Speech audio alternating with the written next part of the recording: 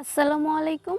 আজকে আপনাদেরকে ক্ষীরের পাটিসাপটা পিঠা তৈরি করে দেখাবো। গুঁড়ো দুধ দিয়ে কিভাবে খুব সহজে ক্ষীর বানিয়ে পাটিসাপটা পিঠা তৈরি করতে পারবেন টিপস এবং ট্রিক্স সহ দেখিয়ে দিব। আশা করছি আজকের রেসিপি আপনাদের খুব ভালো লাগবে এবং উপকারে আসবে। চ্যানেল সাবস্ক্রাইব করে ভিডিওটি শেষ পর্যন্ত দেখবেন। এখন চুলায় হাফ কাপ খেজুরের গুড় অল্প পানি দিয়ে গলিয়ে নিচ্ছি।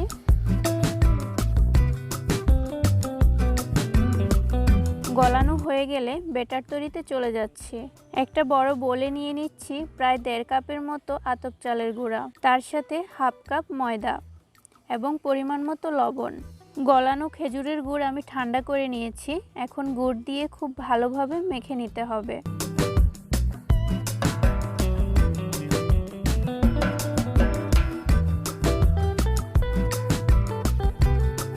মেশানো হয়ে গেলে অল্প পানি দিয়ে ব্যাটারটা টাইট অবস্থায় হাত দিয়ে খুব ভালোভাবে মেখে নিতে হবে।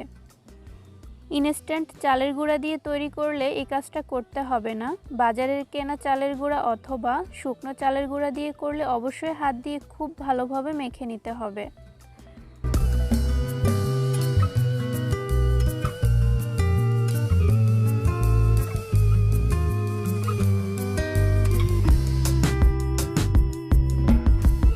মাখা হয়ে গেলে আরও অল্প কিছুটা পানি দিয়ে পিঠা তৈরির জন্য ব্যাটারটাকে পাতলা করে নেব।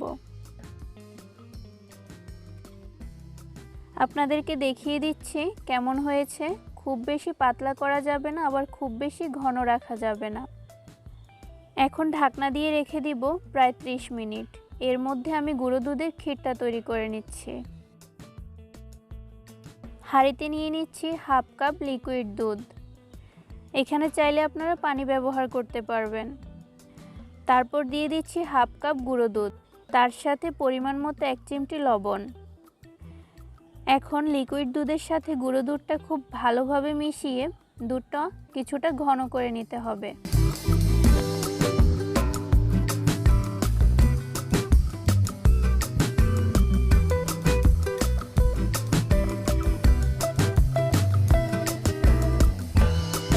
কিছুক্ষণ জাল দেওয়ার পর দুধটা অনেক ঘন হয়ে গেছে। এই পর্যায়ে আপনারা চাইলে 1/4 কাপ চিনি ব্যবহার করতে পারেন, কিন্তু আমি আজকে চিনিটা ব্যবহার করব না।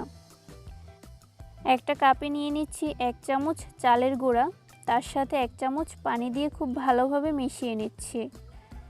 মিশ্রণটা এখন দুধে দিয়ে দিচ্ছি।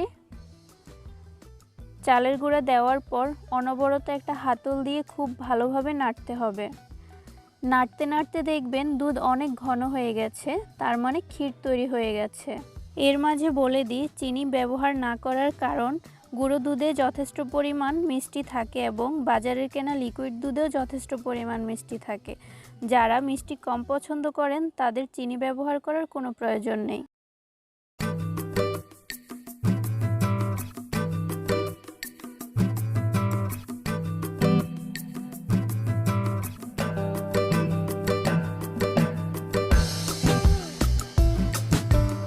ক্ষীরটা তৈরি হয়ে গেছে, এখন উঠিয়ে নিব। এই অবস্থায় উঠিয়ে নিতে হবে, কারণ এটা নামানোর পর অনেক বেশি টাইট হয়ে যাবে। পিঠা তৈরির জন্য চুলায় একটা প্যান বসিয়ে দিয়েছি। প্যানে একটা টিস্যু দিয়ে অল্প পরিমাণ তেল মুছে নিব। তারপর দিয়ে দিচ্ছি ব্যাটার দেওয়ার পর প্যানের হাতল ধরে চারপাশে এভাবে ঘুরিয়ে ঘুরিয়ে ছড়িয়ে দিতে হবে। ছড়ানো হয়ে গেলে একটা ঢাকনা দিয়ে ঢেকে রেখে দিব 1 মিনিট। চুলার আঁচটা থাকবে একদম লো হিটে।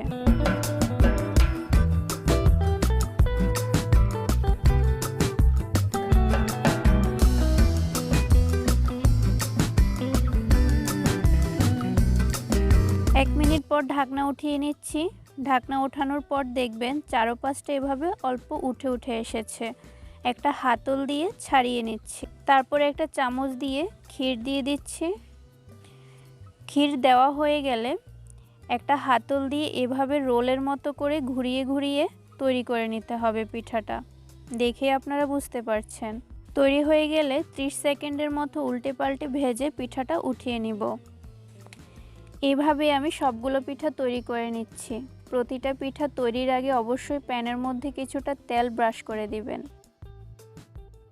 আমার পিঠাগুলো তৈরি হয়ে গেছে। দেখে বুঝতে পারছেন এটা দেখতে কতটা সুন্দর হয়েছে। এখন একটা পিঠা কেটে আপনাদেরকে ভিতরটা দেখিয়ে দিচ্ছি। আশা করছি ভিডিওটি আপনাদের ভালো লেগেছে। ভিডিও ভালো লাগলে লাইক, কমেন্ট, শেয়ার করতে ভুলবেন না। আর যারা এখনও চ্যানেল সাবস্ক্রাইব করেছেন কিন্তু নোটিফিকেশন বেলটি এখনও অন করেননি, প্লিজ অন করে দিবেন, তাহলে আমার ভিডিও সবার আগে পেয়ে যাবেন। আজকে বিদায় নিচ্ছি। আল্লাহ হাফেজ।